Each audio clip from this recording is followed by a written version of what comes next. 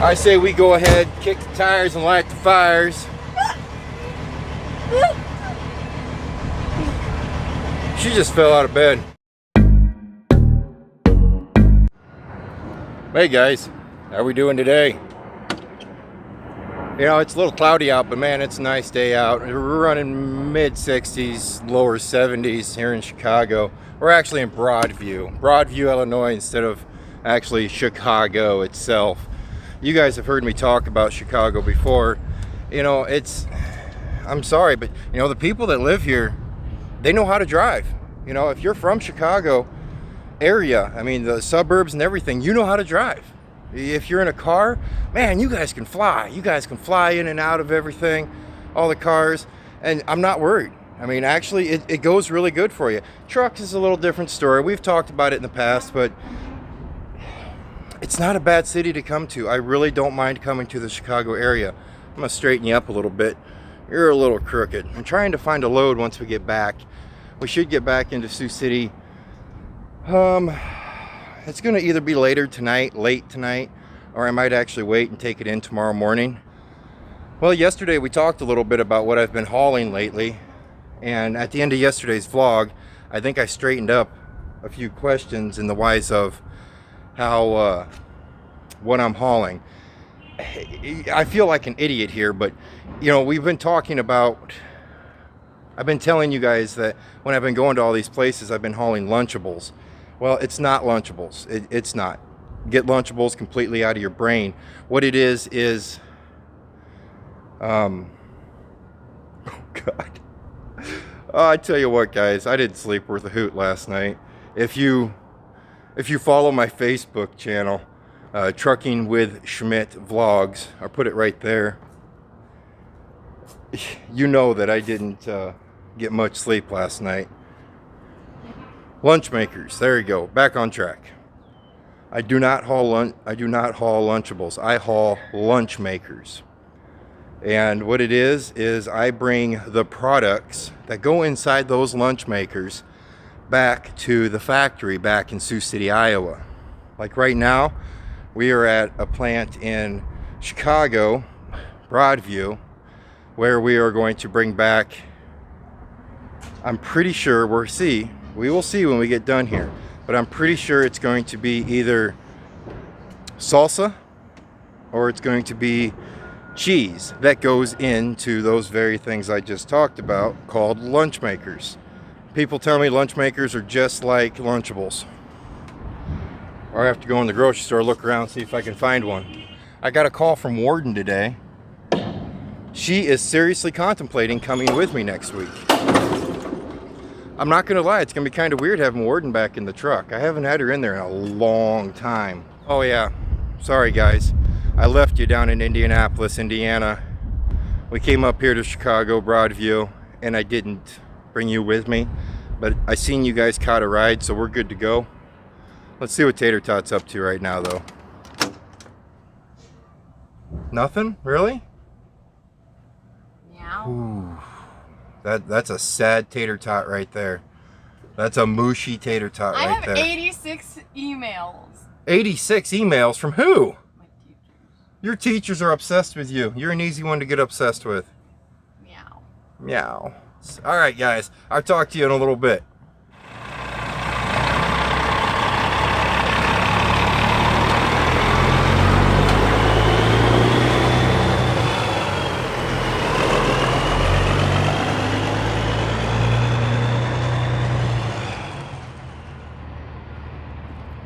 You guys see how dedicated I am? I literally pulled ahead and drove quarter block away just for I could get the drive away scene. Pretty cool, right? We're loaded up. We're hauling, probably about 32,000 pounds of nacho cheese back to Sioux City, Iowa. Look, have I pointed that out yet today? Pretty cool. All right, guys. I say we go ahead, kick the tires, and light the fires. She just fell out of bed. No, I didn't. I saved myself. Oh, no, you didn't? You saved yourself? Will it break the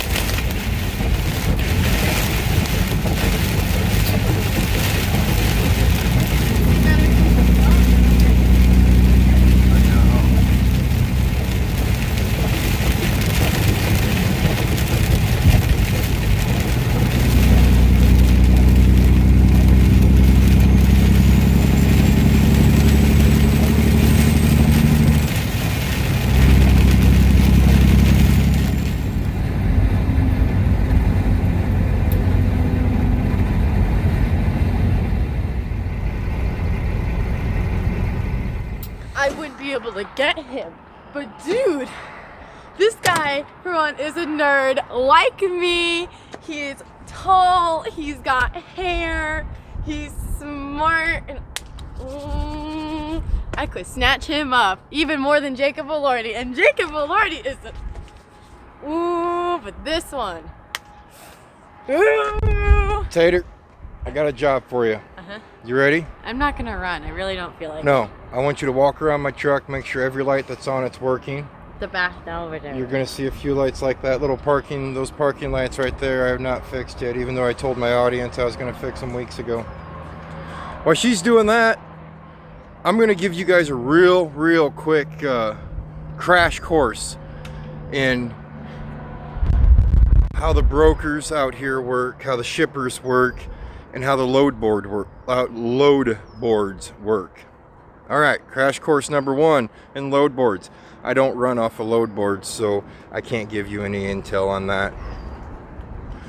And the wise of brokers and dispatchers, or not dispatchers, brokers and shippers, we can't go on the other side of the truck because it's blowing 100 mile an hour. Are we good?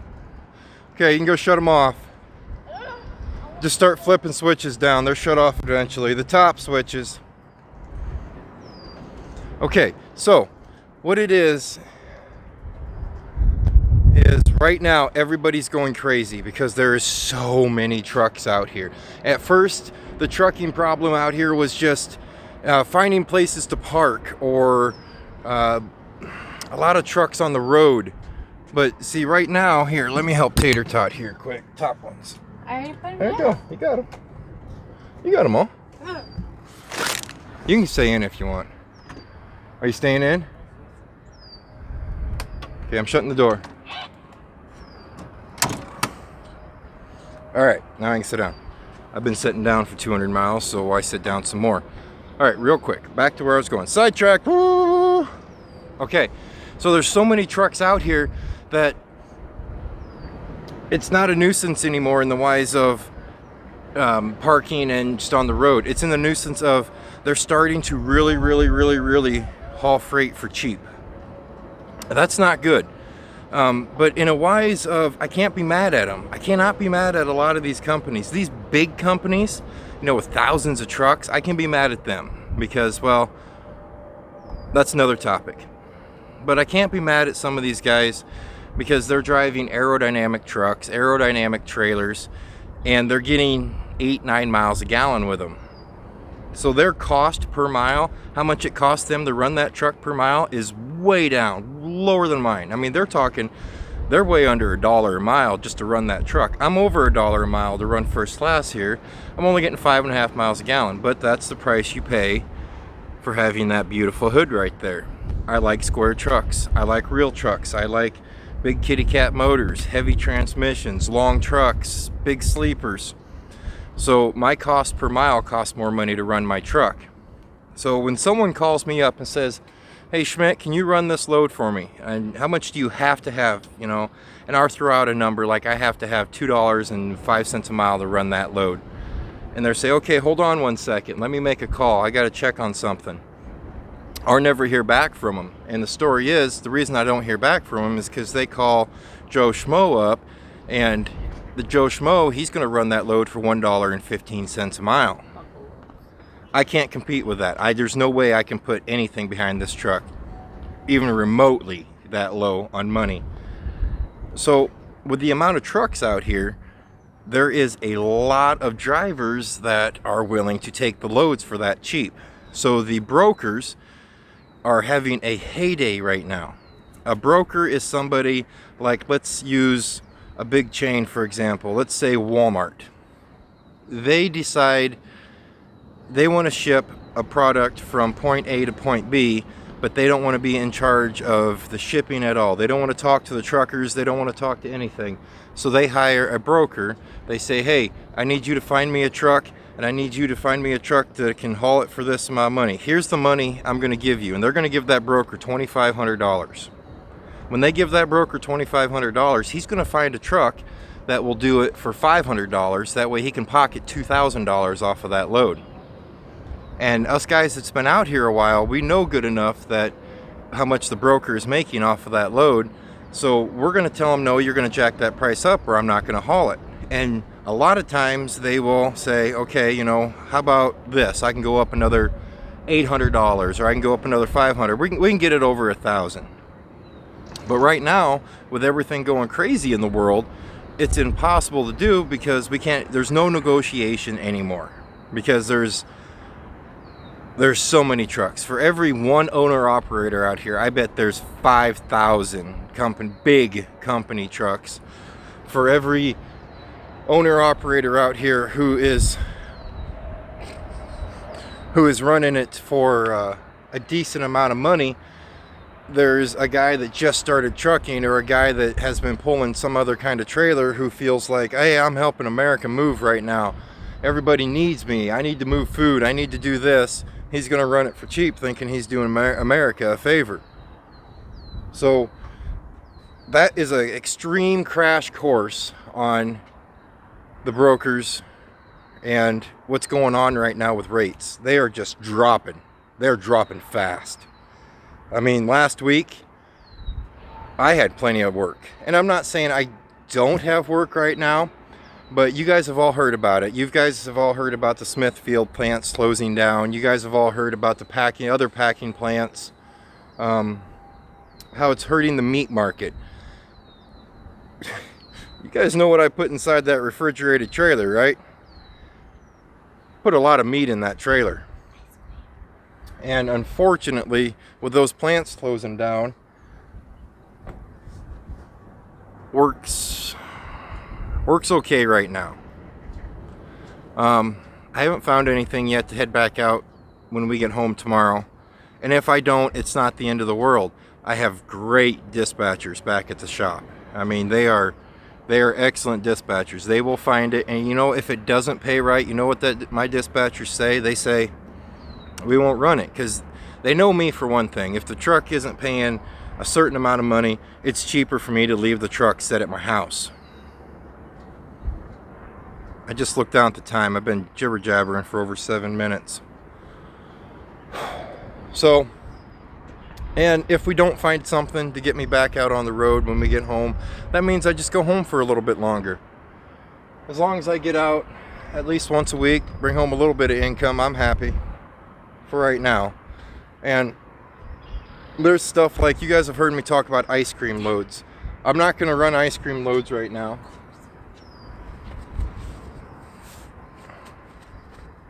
Apparently I'm bleeding. You were bleeding. You got a little, you need to wet the napkin. So I'm not going to run ice cream right now because I don't run ice cream normally. Yummy. You know, I stopped running them because it was too heavy. And I'm not going to jump ship and go take work from somebody else who's been doing it dedicated over and over and over and over again. You know, I'm not going to take his work. I'm just going to stay doing what I'm doing. Now, when crunch time comes, if I need to make money to feed my family, I might dabble in it, but I'm going to do it for the exact same rates I am now. I'm not going to undercut rates. I mean, undercutters are not good people. Guys, things are going great. Tater Tot back here is doing okay. I'm hanging. She's hanging out, man. I'm hanging out. She's hanging out. I'm crushing hard. She's crushing hard on some movie actor she's watching right now on a show. He's so perfect.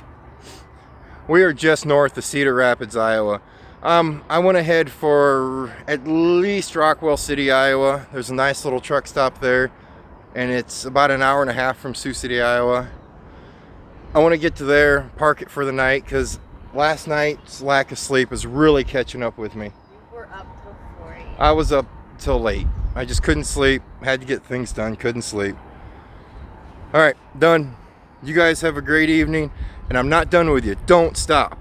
We're going to get back in the truck, and we're going to go do some more trucking. I'll talk to you later on.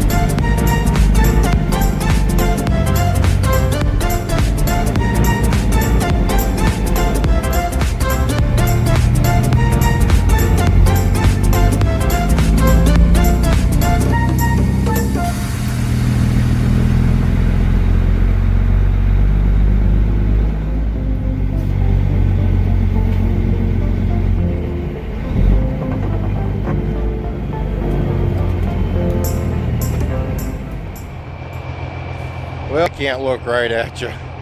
That flash is really bright, guys. I didn't think we were going to find a spot. You know, we started looking for a spot to park. Oh, back at exit 208.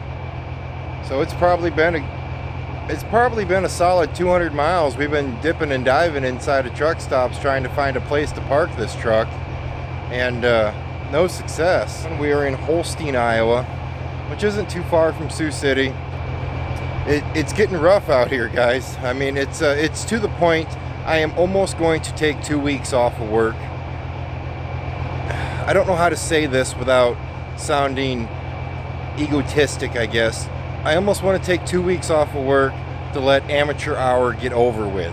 It's getting to the point to where, you know, I need to let some of these guys that's out here now, that's been out here since March, we need to let them realize that it's not all peaches and cream to keep America moving. It's not just sitting in this truck for countless hours then swinging a couple doors. You know, there's a lot of sacrifices in moving up and down the interstate. You know, maybe once they realize that it's not as simple as what we make it look, maybe they'll go home or go do what they were doing before March.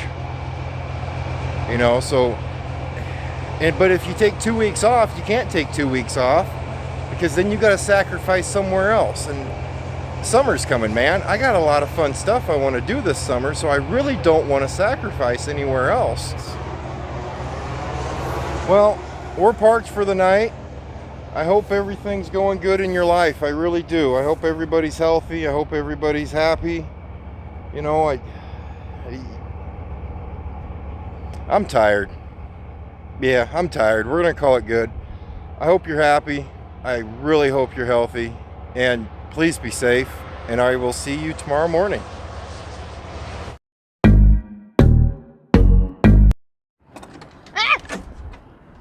Okay. She almost fell out of the truck. That would not have been good. Call Warden up. Warden, she fell out of the truck. Blood everywhere. All right, ooh, you see those? Those are the best candy ever. Talk to you guys later.